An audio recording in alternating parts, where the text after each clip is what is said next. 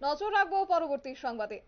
বামেদেরকে vote দেবেন না কংগ্রেস বিধায়ক বীরজিৎ সিনহা, এমনটাই আজ দাবি তুললেন প্রদ্যুৎ কিশোর দেববর্মা, মথার প্রতিষ্ঠাতা। ভোটের মুখে ওনার এই চাঞ্চল্যকর দাবিতে রাজনৈতিক মহলে ঝড় তুললেন প্রদ্যুৎ। কি বলছেন তিনি শোনাবো আপনাদের। से मार देता, आज वही सीपीएम को बीरजीत सिन्हा वोट नहीं करेगा, मैं जानता हूं। ये राजनीति है, पॉलिटिक्स है। আপনারা শুনলেন প্রদ্যুৎ কিশোর দেববর্মনের বক্তব্য। কি বললেন তিনি? এক প্রকার নয়া ঝড় তুললেন এবার রাজনীতির ময়দানে ঠিক ভোটের প্রাক মুহূর্তে। তবে এই বিষয়কে কেন্দ্র করে পাল্টা বক্তব্য তুললেন কংগ্রেস বিধায়ক বীরজিৎ সিনহা। কি বললেন তিনি শুনুন। উনি কি অন্তর্যামী? মহারাজ প্রদ্যুৎ কিশোর কি অন্তর্যামী? তো ওনার এই বক্তব্যে তো রীতিমতো শোরগোল রাজ্য রাজনীতিতে। কি শোরগোল? অন্তর্যামী নেই উনি। হ্যাঁ, ওনার বক্তব্য উনি রাখবেন, আমরা চা সাবমিট করবো এবং আমার কেন্দ্রে ত্রিপুরাতে রেকর্ড ভোট পাবে আমার কেন্দ্রে। শুনলেন তো দর্শক বন্ধুরা, কংগ্রেস বিধায়কের পাল্টা জবাব। এবং এই ক্ষেত্রে সরাসরি চলে যাবো আমাদের প্রতিনিধির কাছে, রয়েছে অঙ্কিতা বর্ধন। কি বলছে শুনবো।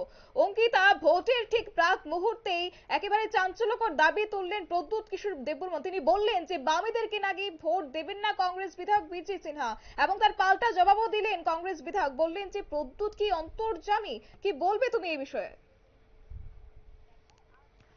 প্রচার শেষ হচ্ছে, ইতিমধ্যেই প্রত্যেকটি রাজনৈতিক দল তারা তাদের মতো করে প্রচার করছে।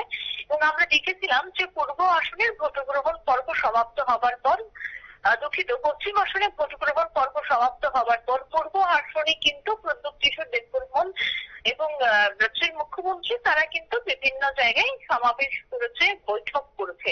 আর সেই জনসমাবেশ থেকে প্রদ্যুতের একের পর এক বিস্ফোরক মন্তব্য আমরা দেখছি।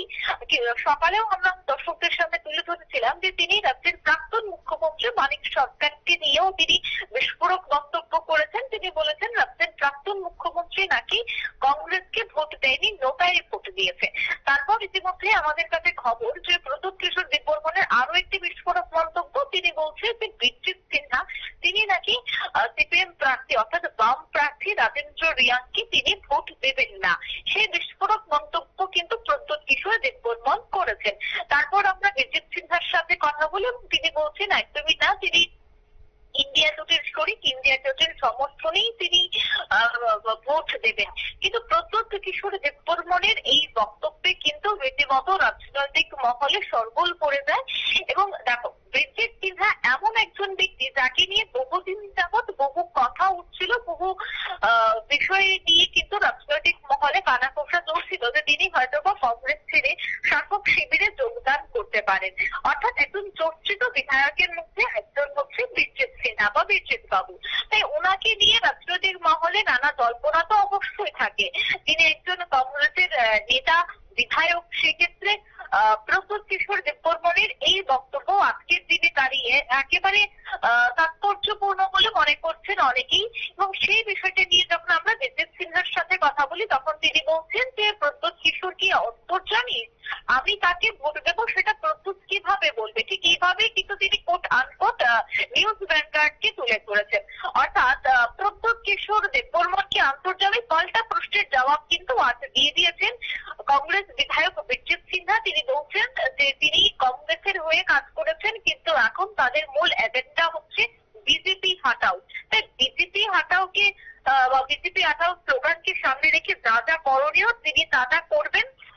তিনি রাজেন্দ্র রিয়াং সমর্থনে তিনি জনসভাও করছেন, বৈঠকও করেছেন এবং ইনি রাজেন্দ্র রিয়াংকেই ভোট দেবেন সেই কথা কিন্তু তিনি নিউজ ভ্যানগার্ডকে জানিয়েছেন। যাই হোক, যে যার গণতান্ত্রিক অধিকার প্রয়োগ করবে সেই বিষয়ে নিউজ ভ্যানগার্ড কখনোই যাবে না বা সেই সম্বন্ধে জানার চেষ্টাও করবে না। কিন্তু আমাদের মূল এজেন্ডা ছিল যে প্রদ্যুৎ কিশোর দেববর্মনের সেই বক্তব্যের পর বীরজিৎ সিনহা কি বলেন, এবং সেই বিষয়টা কিন্তু আমরা আমাদের দর্শকদের সামনে তুলে ধরেছি।